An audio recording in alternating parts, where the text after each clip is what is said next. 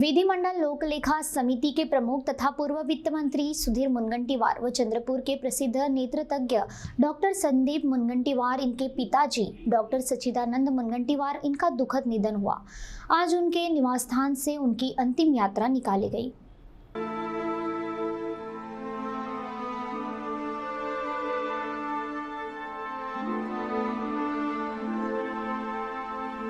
राष्ट्रीय स्वयंसेवक संघ के पूर्व विभाग संघ चालक तथा चंद्रपुर के प्रसिद्ध डॉक्टर श्री सच्चिदानंद सांबाशिव मुनगंटीवार इनका 3 जून को शाम निधन हुआ। नागपुर के किंग्सवे इस अस्पताल में उन्होंने आखिरी सांस ली।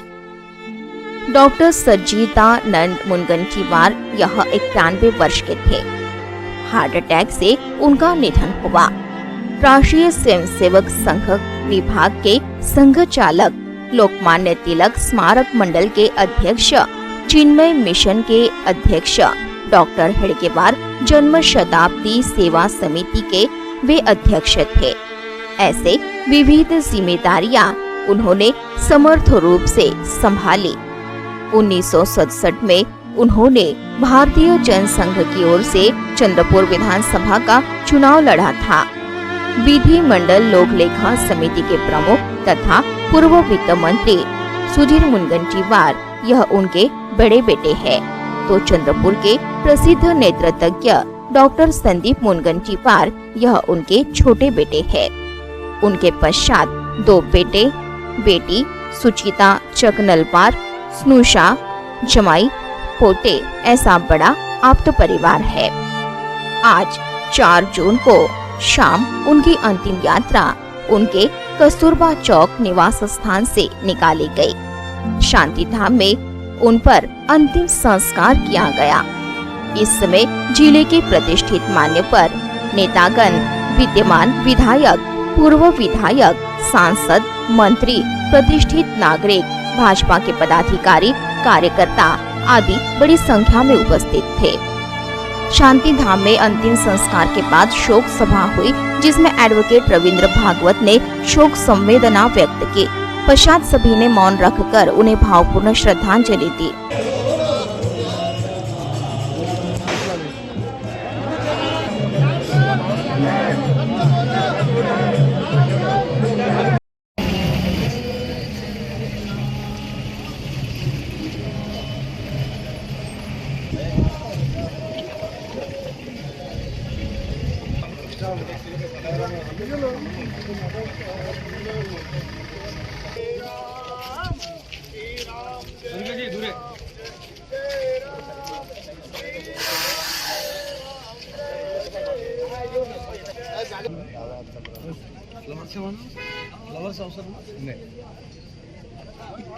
फूल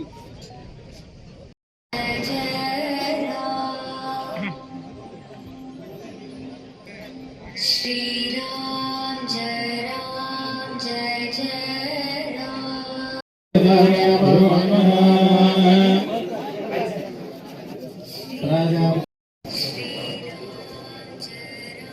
मासन धगलगोत्रो धवस्याः मातृगोत्रोस्याः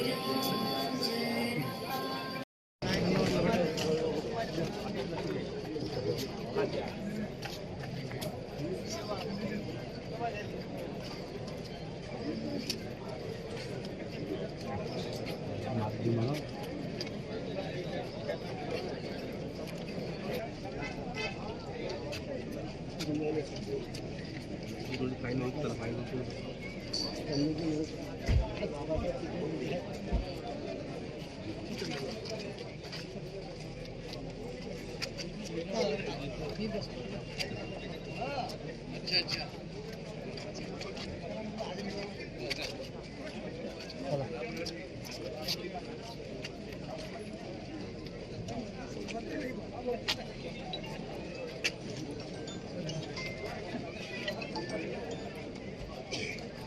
मध्ये सेवा कार्य, तत्परतेनं त्या टोकापर्यंत जाणं, वनवासी बंधूंच्या आरोग्याची काळजी घेणं, हे सगळं निस्पृहतेतून डॉक्टर साहेब आयुष्यभर करत आहेत. त्यांचं संपूर्ण जगणं हीच खरं तर अनेकांसाठी प्रेरणा होती.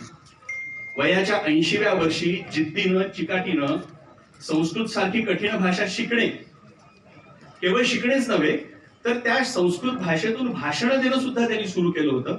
संस्कृतमध्ये ते बोलायचे, भाषण द्यायचे. असं आदर्श व्यक्तिमत्व ज्यांनी अपार प्रेम सगळ्यांवर केलं, असे डॉक्टर साहेब आज आमच्यामध्ये नाहीत.